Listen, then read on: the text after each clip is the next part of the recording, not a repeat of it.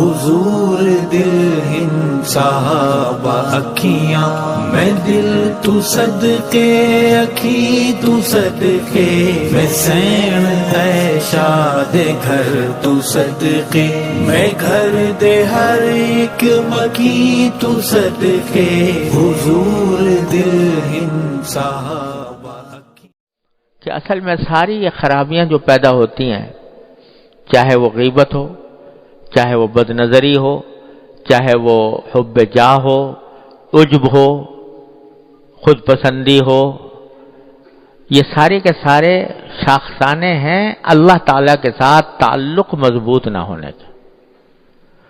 اللہ تبارک و تعالیٰ کے ساتھ تعلق مضبوط ہو، اللہ تبارک و تعالیٰ کا دھیان رہے، تو پھر یہ چیزیں قریب بھی نہیں پھٹکتی۔ دل میں اللہ تبارک و تعالیٰ کے ساتھ رشتہ جڑا ہوا ہو، اللہ تبارک و تعالیٰ کی نعمتوں کا دھیان ہو، اس نعمتوں کا شکر ادا کرنے کی توفیق ہو رہی ہو، اللہ تبارک و تعالیٰ نے جو کچھ اس کائنات کے اندر پیدا فرمایا ہے اس میں اس کو سوچنے کی، اس کے اوپر فکر کرنے کی، اس کو سوچنے کی عادت پڑی ہوئی ہو، تو پھر یہ باتیں جو ہے یہ ہوا کی طرح اڑ جاتی ہیں، یہ انسان کے اوپر اثر انداز نہیں ہوتی۔ جبکہ خیالات کی، انسان کے جو خیالات کی رو ہے، پچھلی مرتبہ میں عرض کر رہا تھا کہ خیالات کی رو کو رخ بدلو۔ ہر وقت دل و دماغ کے اوپر جو خیالات مسلط ہے وہ سب لذت حاصل کرنے کے ہیں، راحت حاصل کرنے کے ہیں، دنیا کے منافع حاصل کرنے کے ہیں۔ ان سے اپنے خیال کو اس طرف سے ہٹا کر اللہ تبارک و تعالیٰ کی طرف، اللہ تعالیٰ کی حاکمیت کی طرف، اس کی خالقیت کی طرف، اس کے انعامات کی طرف، اس کی نعمتوں کی طرف، اس کی طرف دھیان کو پلٹاؤ، اور ایسا ہو جائے کہ اللہ تبارک و تعالیٰ کا دھیان رہے۔ دل میں جو خیالات آئیں، وسوسے بھی آئیں، تو اللہ تبارک و تعالیٰ کی عظمت کے، اس کی محبت کے، اس کے انعامات کے وسوسے آئیں۔ اللہم اجعل وساوس قلبی خشیتک و ذکرک واجعل ہمتی و ہوایا فیما تحب و ترضی، نبی کریم صلی اللہ علیہ وسلم نے دعا سکھائی۔ تو جب یہ خیالات کی رو اس طرف پلٹتی ہے، خیال تو آئے گا، کوئی نہ کوئی آئے گا۔ خانہ خالی رہ دیو می گیرت، اگر خالی ہو گئے، اللہ تعالیٰ کے ذکر سے خالی ہو گئے، اللہ تعالیٰ کے یاد سے خالی ہو گئے، تو پھر شیطانی خیالات آئیں گے، شیطانی وساوس آئیں گے۔ اسی لیے نبی کریم سرورت عالم صلی اللہ علیہ وسلم نے تلقین فرمائی کہ ان یکون لسانک رطبا بذکر اللہ، تمہاری زبان اللہ کے ذکر سے تر رہے، چلتے پھرتے اٹھتے بیٹھتے زبان پر ذکر ہو اللہ تبارک و تعالیٰ کا۔ ارے بھائی، نہ اس میں کوئی محنت ہوتی ہے، نہ اس میں کوئی مشقت لائق ہوتی ہے، نہ کوئی پیسہ خرچ ہوتا ہے۔ جا رہے ہو نا، چل رہے ہو، تو جاتے ہوئے چلتے ہوئے کوئی ذکر زبان پر لے آؤ، کوئی حافظ ہے تو تلاوت کرتا رہے، کوئی درود شریف پڑھ لو، کوئی سبحان اللہ پڑھ لو، الحمدللہ پڑھ لو، لا الہ الا اللہ پڑھ لو، اللہ اکبر پڑھ لو۔ چلتے پھرتے عادت ڈالو کہ زبان اللہ تبارک و تعالیٰ کے ذکر سے تر رہے۔ شروع میں صرف زبان تر ہوگی، لیکن جوں وقت گزرے گا اور عادت پڑے گی تو وہ زبان تر ہونے کے ساتھ ساتھ انشاءاللہ دل بھی اللہ کی یاد سے تر ہوگا۔ بعض لوگ سمجھتے ہیں کہ زبانی ذکر کرنے سے کیا حاصل، زبانی ذکر کرنے سے کیا، جبکہ دل میں اللہ تعالیٰ کا خیال نہ ہو، تو یہ خیال بھی شیطان کا دھوکہ ہے۔ یہ پہلی سیڑھی ہے، اگر یہ سیڑھی نہیں چڑھو گے تو آگے کی منزل پر تک بھی نہیں پہنچ سکتے۔ تو شروع میں زبان ہی کو تر رکھو اللہ تبارک و تعالیٰ کے ذکر سے، چلتے پھرتے اٹھتے بیٹھتے زبان پر اللہ تعالیٰ کا ذکر ہو، تو رفتہ رفتہ یہ بھی ہونے لگے گا کہ بھئی سبحان اللہ تو پڑھ رہا ہوں، الحمدللہ الحمدللہ تو پڑھ رہا ہوں، لیکن الحمدللہ کیوں کہہ رہا ہوں کہ ساری تعریفیں اللہ کے لیے ہیں، کیوں کہہ رہا ہوں کہ اللہ تعالیٰ پاک ہے ہر چیز سے؟ تو ذہن اس طرف جانے لگے گا کہ دیکھو اللہ تبارک و تعالیٰ کی پھیلی ہوئی کائنات ہے، اس میں اس کے تجلی کے مظاہر نظر آ رہے ہیں، اور یہ جو کچھ کائنات میں ہو رہا ہے اسی کے حکم سے ہو رہا ہے، اسی کی مشیت سے ہو رہا ہے، وہی کارساز ہے، وہی ملک کی مشکل کشا ہے، وہی حاجت روا ہے۔ یہ خیالات پہ رفتہ رفتہ آنے لگیں گے، اور پھر یہ ہو جائے گا کہ آدمی کو چلتے پھرتے بھی اور اٹھتے بیٹھتے بھی اللہ تبارک و تعالیٰ کی یاد اس کے دل میں ہوگی، اس کی نعمتوں کے اوپر شکر ادا کرنے کا جذبہ ہوگا۔ تو ایک وقت ایسا آ جاتا ہے کہ پھر دوسرے خیالات کم پڑ جاتے ہیں، کم ہوتے ہوتے ختم ہو جاتے ہیں۔ ہمارے حضرت فرماتے تھے، حضرت عارفی قدس اللہ تعالیٰ سر حضرت حکیم الامت رحمۃ اللہ علیہ کا یہ قول نقل فرماتے تھے کہ اب تو کچھ ایسا ہو گیا ہے کہ جیسے یوں کہہ رہے ہیں کہ اب یہ کر لو، اب یہ کر لو، اب یہ کر لو،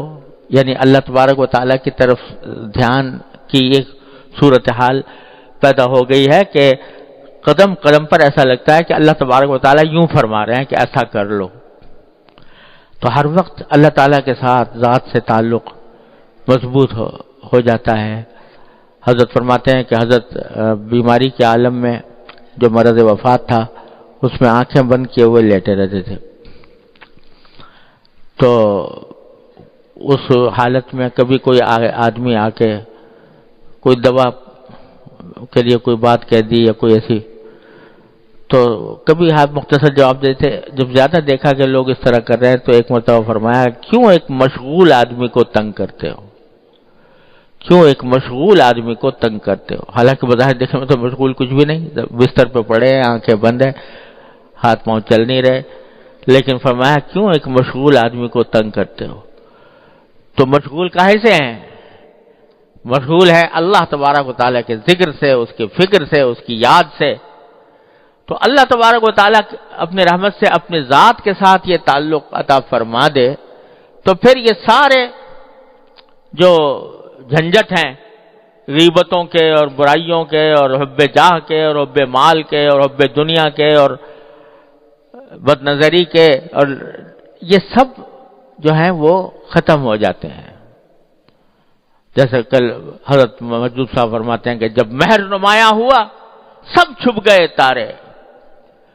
جب مہر نمایاں ہوا سب چھپ گئے تارے، تو مجھ کو بھری بزم میں تنہا نظر آیا۔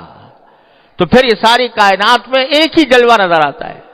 وہ ایک ہی چیز، ایک ہی جلوہ نظر آتا ہے، انسان کے سامنے پھر کوئی اور چیز نہیں رہتی، اللہ تبارک و تعالیٰ ہی کا جلوہ، اللہ تعالیٰ ہی کا ذکر، اسی کی یاد، اسی کی فکر، اسی کی نعمتوں کا شکر۔ اور اگر کوئی تکلیف بھی پہنچی ہے، اگر کوئی تکلیف بھی پہنچی ہے تو اس تکلیف کے اوپر بھی یہ خیال ہوتا ہے کہ یہ میرے مالک کی طرف سے اس کی مشیت کا ایک حصہ ہے، اور اس مشیت کے اندر ہی مصلحت ہے، مجھے اس پر اجر مل رہا ہے۔ کانٹا بھی چبھ جاتا ہے تو وہ مجھے اجر عطا فرماتے ہیں، کوئی مجھے تشویش لائق ہوتی ہے تو اس پر بھی وہ اجر عطا فرماتے ہیں۔ تو تکلیف کی حالت ہو یا راحت کی حالت ہو، ہر صورت میں اللہ تبارک و تعالیٰ کے ذکر و فکر سے انسان کا دل آباد رہتا ہے۔ تو یہ اللہ تبارک و تعالیٰ کے ساتھ تعلق ہے جو انسان کو ان ساری گناہوں سے بچاتا ہے۔ کہاں کا عجب، کہاں کا تکبر، جب اللہ تبارک و تعالیٰ کی ذات کی طرف دھیان لگ گیا، اس کے ساتھ تعلق مضبوط ہو گیا، تو پھر کہاں کا عجب اور کہاں کا اپنی کوئی حقیقت نظر نہیں آتی۔ اللہ تبارک و تعالیٰ کے عظمتوں کا استحضار کرنے کے نتیجے میں کبھی آدمی کے پر خیال بھی نہیں گزر سکتا کہ میں کوئی ایسی چیز ہوں کہ جو قابل ذکر ہو، سب کچھ ان کی عطا ہے۔ میرے حضرت والد ماجد رحمۃ اللہ علیہ تعالیٰ ان کے درجات بلند فرمائے۔ اللہ اکبر کبیرہ۔ مرض وفات سے کچھ دن پہلے ایک دن کبھی کبھی حضرت شعر بھی فرماتے تھے، تو ایک شعر فرمایا تھا، اور وہ اس کی حالت کی تصویر کیا ہے، اللہ تبارک و تعالیٰ وہ ہم سب کے لیے اپنا حال بنا دے اپنی رحمت سے۔ فرمایا کہ تیرا جمال ہے، تیرا خیال ہے، تو ہے، تیرا جمال ہے، تیرا خیال ہے، تو ہے، مجھے یہ فرصت کاوش کہاں کہ کیا ہوں میں تو ہر وقت تیرے جمال، تیرے کمال میں، تیری ذات میں محور مگن ہوں، تو مجھے یہ کہاں فرصت رکھی ہے کہ میں اپنے بارے میں سوچوں کہ میری کیا حقیقت ہے اور میں کتنا بڑا ہوں اور کتنا چھوٹا ہوں۔ تیرا جمال ہے، تیرا خیال ہے، تو ہے، مجھے یہ فرصت کاوش کہاں کہ کیا ہوں میں۔ یہ اللہ تبارک و تعالی سے تعلق جب اپنی رحمت سے اللہ تعالیٰ اس کو مضبوط فرما دیتے ہیں تو یہ کیفیت ہو جاتی ہے، تیرا جمال ہے، تیرا خیال ہے، تو ہے، ہر وقت، ہر آن، ہر وقت، ہر آن، ہر کام میں۔ بظاہر آدمی دنیا کے کام میں لگا ہوا ہوتا ہے، لیکن اس کا دل مشغول ہے اللہ تبارک و تعالیٰ کے ساتھ، اور بظاہر وہ دیکھنے میں وہ کام کر رہا ہے جس کا دین سے کوئی تعلق نہیں، لیکن حقیقت میں اندر اس کا باطن، اس کا خیال، اس کا دھیان وہ اللہ تعالیٰ کی طرف ہے۔ دست بیار و دل بیار و دست بکار، کہ ہاتھ تو کام میں لگے ہوئے ہیں لیکن دل اللہ تبارک و تعالیٰ کی طرف متوجہ ہے۔ میں نے اپنے والد ماجد قدس اللہ تعالیٰ سرہ سے سنا، حضرت فرماتے تھے کہ ایک مرتبہ حضرت حکیم الامت قدس اللہ تعالیٰ سرہ کے خلفاء میں سے حضرت مفتی محمد حسن صاحب رحمۃ اللہ علیہ، ان کے مدرسے میں، امرتسر میں ان کا مدرسہ تھا، تو وہاں ایک مرتبہ حضرت کے کچھ خلفاء کا اجتماع ہوا، جس میں خود حضرت مفتی محمد حسن صاحب رحمۃ اللہ علیہ بھی تھے، میرے والد ماجد رحمۃ اللہ علیہ بھی تھے، اور حضرت مجذوب صاحب جو حضرت کے بڑے عاشق زار قسم کے خلیفہ تھے، اور تخلص بھی مجذوب تھا اور کچھ ادائیں بھی مجذوبانہ تھیں، تو ان کا اجتماع تھا۔ حضرت مفتی محمد حسن صاحب رحمۃ اللہ علیہ نے کچھ کھانے کی دعوت کی ہوئی تھی، تو کھانا ہوا، کھانے کے بعد وہ آم کا موسم تھا، آم لائے گئے، سب نے آم چوسے، اور اس دوران حضرت مجذوب صاحب چونکہ شاعر آدمی تھے تو شعر بہت سناتے رہے، غزلیں بھی سناتے رہے، کچھ ہنسی مذاق بھی ہوتا رہا۔ آخر کار جب کافی دیر مجلس گزر گئی تو حضرت مجذوب صاحب نے فرمایا کہ بھئی بتاؤ کس کس کو غفلت ہوئی، یعنی اس کھانے پینے میں، اس دعوت میں، اس مجلس میں، ہنسی مذاق میں کس کس کو غفلت ہوئی۔ غفلت کے معنی یہ کہ آدمی اللہ تعالیٰ کے ذکر سے غافل ہوا۔ تو بہتوں نے کہا کہ جی ہم سبھی اس وقت تو کھانے پینے میں لگے ہوئے ہیں اور اس چیز میں لگے ہوئے تھے۔ فرمایا الحمدللہ مجھے غفلت نہیں ہوئی، یعنی اس ہنسی مذاق کے ماحول میں بھی، اس کھانے پینے کے ماحول میں بھی، اس دوستانہ مجلس کے ماحول میں بھی الحمدللہ مجھے غفلت نہیں ہوئی۔ کیا مانا کہ یہ سب کچھ ہو رہا تھا ظاہری اعتبار سے، لیکن دل اللہ تبارک و تعالیٰ کی طرف متوجہ تھا۔ اس ہنسی مذاق کی مجلس میں جو لطف آ رہا تھا وہ بھی اللہ تعالیٰ کی عطا تھی، اور اس کی عطا ہونے کے ناطے اس سے اس کا شکر ادا ہو رہا تھا کہ اللہ آپ نے یہ اچھی مجلس عطا فرمائی ہے، اچھا کھانا عطا فرمایا ہے، اچھی لذتیں عطا فرمائی ہیں۔ تو اس وقت بھی اللہ تبارک و تعالیٰ سے رشتہ الحمدللہ قطع نہیں ہوا تھا، جڑا ہوا تھا اللہ تبارک و تعالیٰ سے۔ تو یہ کیفیت ایسا نہیں ہے کہ کوئی ناممکن بات ہو، کوئی محال چیز ہو، ناممکن عمل ہو جاتی ہے، اور ہوتی کس طرح ہے کہ مشق سے، بار بار کرنے سے، ایک چیز کے تکرار سے پھر وہ عادت بنتی ہے، اور عادت جو ہے وہ پھر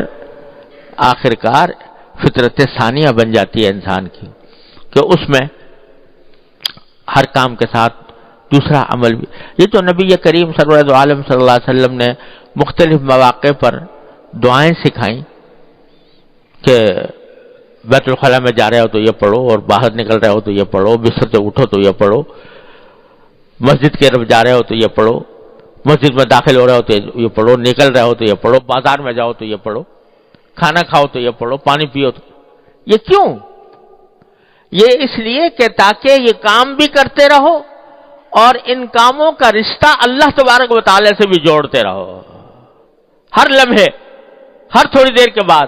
ہر تھوڑے وقفے کے بعد رجوع اسی طرف ہے، اللہ تعالیٰ کی طرف. اے اللہ آپ کا شکر ہے آپ نے یہ عطا فرما دیا، اے اللہ آپ کا شکر ہے کہ آپ نے یہ نعمت عطا فرمائی، اے اللہ ہم آپ سے مانگتے ہیں کہ ایسا کر دیجئے. یہ سارا دعائیں جو سکھائی گئی ہیں نبی کریم سرور عالم صلی اللہ علیہ وسلم کی طرف سے ادعیہ معصورہ، یہ انتہائی عجیب و غریب نسخہ ہے جو نبی کریم سرور عالم صلی اللہ علیہ وسلم نے بندے کو عطا فرما دیا ہے اپنے اللہ تعالی سے تعلق جوڑنے کا. تو یہ اسی لیے ہے کہ کام کچھ بھی کر رہا ہو انسان لیکن اس کا رشتہ اللہ تبارک و تعالیٰ سے جوڑا ہوا ہو، اللہ تعالیٰ کی یاد اس کے دل میں ہو، اللہ تعالیٰ کا ذکر اس کے دل میں ہو، تو جب یہ کیفیت ہو جاتی ہے تو پھر یہ ساری گناہ اور ساری معصیتیں اور منکرات یہ دھوئیں کی طرح اڑ جاتے ہیں اللہ تعالیٰ کے فضل و کرم سے. پھر انسان کو کچھ یاد نہیں رہتا سوائے اللہ تبارک و تعالیٰ کی نعمتوں کے، اس کے ذکر و فکر کے. اور یہ چیز جو ہے بھائی ایک تو مشق سے حاصل ہوتی ہے، دوسرے صحبت سے حاصل ہوتی ہے کہ جب ایسے لوگوں کے ساتھ اٹھنا بیٹھنا ہوگا جو اللہ تبارک و تعالیٰ کے ساتھ جوڑے ہوئے ہیں تو اس اٹھنے بیٹھنے کے نتیجے میں وہی کیفیت ہمارے اندر بھی آ جائے گی. اور اگر ایسے لوگوں کے ساتھ اٹھنا بیٹھنا ہوا جو غافل ہیں، اللہ بچائے غفلت میں ہیں کہ اللہ تعالیٰ کی طرف دھیان نہیں جاتا، اللہ تعالیٰ کے سامنے حاضر ہونے کی کوئی فکر نہیں ہوتی، موت کا دھیان نہیں ہوتا اور وہ غفلت کے عالم میں زندگی گزار رہے ہیں، ان کے ساتھ جب اٹھنا بیٹھنا ہوگا، ان کے ساتھ ہر وقت کی نشست و برخاست ہوگی تو پھر وہی غفلت ہمارے اندر بھی آئی. صحبت کا انسان کے اوپر بہت اثر پڑتا ہے. لہذا اٹھنا بیٹھنا بھی ایسے لوگوں کے ساتھ ہو، مجلسیں ایسے لوگوں کے ساتھ ہوں جو یہ حضرت صحابہ کرام رضی اللہ تعالیٰ عنہ کے بارے میں حدیث میں آتا ہے کہ وہ جب ایک صحابی دوسرے صحابی سے ملتے تو فرماتے اجلس بنا نؤمن ساعتن، آؤ ذرا ہمارے ساتھ بیٹھ جاؤ، کچھ دیر ایمان کی بات کر لیں، کچھ دیر ایمان کا عمل کر لیں. تو یہ اس لیے کہ یہ مجلسوں کا اور انسان کی صحبت کا انسان کے اوپر بہت زیادہ اثر پڑتا ہے. تو ایسے لوگوں کی صحبت اختیار کرنے کی ضرورت ہے کہ جن کو اللہ تبارک و تعالی نے جن کا رشتہ اپنے سے جوڑا ہوا ہے، اور جتنی صحبت زیادہ ہوگی اتنا ہی وہ رنگ اپنے اندر بھی پیدا ہوگا. تو اور دوسرے مشق کرنے سے کہ اکثر و بیشتر جو اپنے ارد گرد چیزیں نظر آ رہی ہیں اس میں جو نعمتیں اللہ تبارک و تعالیٰ کی سامنے آ رہی ہیں ان کے واسطے سے اللہ تبارک و تعالیٰ کا شکر ادا کیا جائے، اس کا دھیان کیا جائے کہ دیکھو میرے مولا نے میرے لیے کیا کچھ مہیا کر رکھا ہے. تو بس اس طرح رفتہ رفتہ انسان کے اندر یہ صفت آنے لگتی ہے. اور یہ بھی عرض کر دوں ہمارے حضرت والا فرمایا کرتے تھے کہ یہ صفت ان دو عملوں سے یعنی ایک صحبت سے اور دوسرے مشق سے آتی ہے، لیکن اس طرح آتی ہے کہ غیر محسوس انداز میں آتی، یعنی وہ ترقی ہوتی ہے لیکن ترقی جو ہے وہ بعض اوقات پتہ نہیں چلتی، لیکن جب آدمی لگا رہتا ہے تو وہ ترقی ہوتی ہے. اور اس کی مثال حضرت یہ دیا کرتے تھے کہ جیسے ایک بچہ ہے، اس کی عمر بڑھتی ہے تو عمر بڑھنے کے ساتھ ہر روز ترقی ہو رہی ہے اس کے اندر، یہاں تک کہ دیکھتے ہی دیکھتے بالغ ہو جاتا ہے، بڑا ہو جاتا ہے، جوان ہو جاتا ہے. لیکن اگر کوئی ہر روز ناپے کہ کل میں کتنا انچ تھا اور آج کتنا انچ ہوں تو کچھ بھی پتہ نہیں چلے گا فرق. لیکن ہو رہی ہے ترقی، بڑھ رہا ہے آگے کی طرف، تو وہ محسوس جب لگا ہوا ہو محنت میں، کوشش میں، الذین جاہدوا فینا میں داخل ہو اور کوشش میں لگا ہوا ہو تو پھر ترقی ہوتی ہے، اگرچہ اس کو محسوس نہ ہو، اور اگر محسوس نہ ہونا ہی اس کے حق میں رحمت ہے، کیونکہ اگر محسوس ہونے لگے بہت زیادہ تو اللہ بچائے کبھی خود پسندی میں مبتلا ہو جائے، لہذا وہ محسوس نہیں ہوتا، لیکن ہوتا ہے، ترقی ہوتی ہے، جیسے کہ ایک بچہ ترقی کر کر کے جوان ہو جاتا ہے، اسی طرح یہ بھی ہوتا ہے، بشرطے کہ راستہ سیدھا ہو، راستہ سیدھا ہو اور اس راستے کے اوپر انسان اپنی کوشش نہ چھوڑے تو اللہ تبارک و تعالیٰ فضل و کرم فرماتے ہیں، ترقی ہوتی ہے۔ اور اس وجہ سے جب آدمی سیدھے راستے پر چل رہا ہو، قدم بڑھا رہا ہو، یا کم از کم قدم بڑھانے کا پورا ارادہ کیے ہوئے ہو، تو مایوسی کا کوئی وجہ نہیں ہے، مایوسی کی کوئی وجہ نہیں ہے۔ برصراط مستقیم ہے اے دل کسے گمراہ نے، جب صراط مستقیم پر آ گئے، چلنا فی الجملہ شروع کر دیا، تو اب اس صراط مستقیم پر کوئی شخص گمراہ نہیں ہوتا، مایوسی کچھ نہیں، رفتہ رفتہ اللہ تبارک و تعالیٰ انشاءاللہ منزل تک پہنچا دیں گے۔ اللہ تعالیٰ کی رحمت سے یہ امید رکھنی چاہیے۔ اللہ تعالیٰ ہم سب کو اس کی توفیق عطا فرمائے۔